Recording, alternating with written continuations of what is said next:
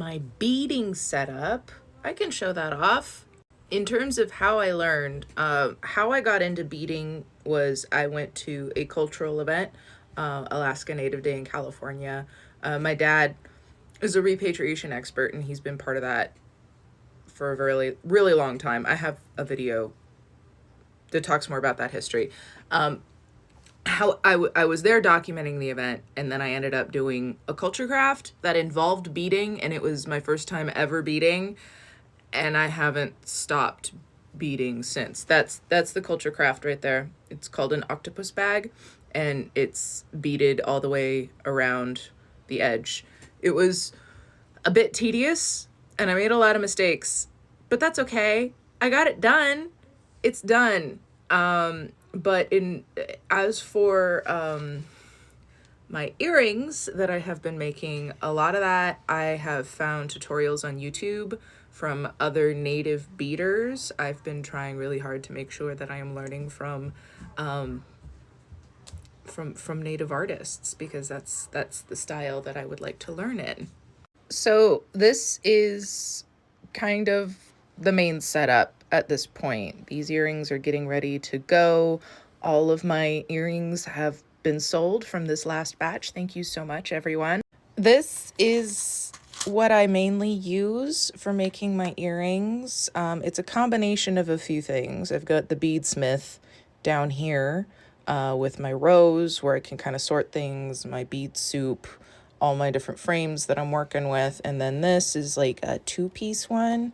So if I have 2 different projects going on, I can have 2 different color palettes at the same time. And I just kind of stack them, and the felt of both of them kind of keeps it all anchored. It doesn't slide around, and I like it.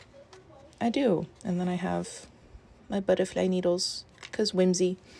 So that's that. And then I have my beads. So these are my delicas. Very proud of those. And then I have my seed beads, which are a mix of modern and vintage beads my mom gave me, and I've been working them into my designs lately, and they're really pretty. Most of them, I have no idea what their color names are or what their brand is. I have no idea. They were found at a thrift store. My mom found them for pennies on the dollar, and I don't know if I'm ever going to be able to find some of these beads ever again, but they will be fun to use while I've got them. So in terms of getting started making beaded anything, you mostly just need a needle, a thread, and beads you want to work with, and some YouTube tutorials will get you there. Brick stitch or peyote stitch, they're the same thing, is your basic kind of structural form, and then you've got the fringe that goes off the bottom. So these I finished most recently, and I'll be wrapping them up today too. I've been learning some things about color theory, choosing your palettes, and how to build patterns. So I'm testing out some of these theories that I have been taught, and they're showing up in some of my newer designs, and I really like how they turned out. So there will be more, lots more. Also these earrings are a mix of the vintage and the delicas, and I think they just look so pretty together.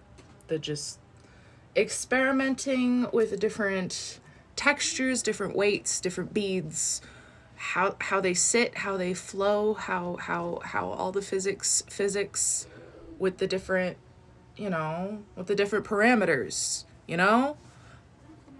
Yeah.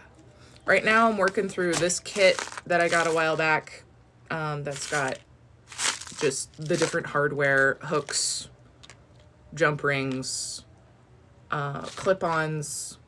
So I can make them with clip-ons if folks need them, want them. I just got that in. Yeah, I think that's it. That's all I got for now. My thread wax, my fun scissors, Bead scoop. Bead scoop. You need the bead scoop. This one has tweezers on the end. But the bead scoop, you need it. I promise. Yeah, that's pretty much it. Maybe some pliers. Pliers help. Okay. That's the setup.